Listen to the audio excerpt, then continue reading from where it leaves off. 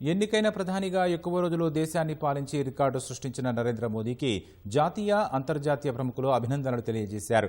ఇది కేవలం పదవీకాలం మాత్రమే కాదని, అతిపెద్ద ప్రజాస్వామ్య దేశంలో ప్రజలు మళ్లీ మోదీ నాయకత్వంపై చూపిన నమ్మకానికి నిదర్శనమని శ్రీలంక అధ్యక్షుడు అనుర కుమార దిశనాయక అన్నారు.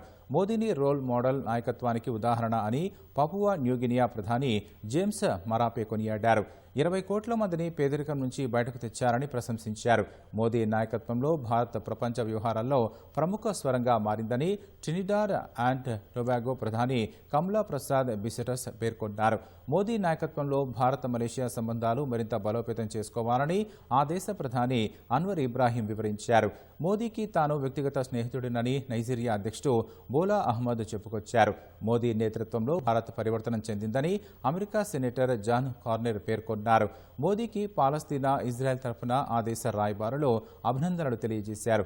ఇటు భారత్లోని ఎన్డీఏ పాలిత రాష్ట్రాల ముఖ్యమంత్రులు, కేంద్ర మంత్రులు, వ్యాపారవేత్తలు మోదీ 12 ఏళ్ల పాలనపై సంతోషం వ్యక్తం చేస్తూ పోస్టులు పెట్టారు.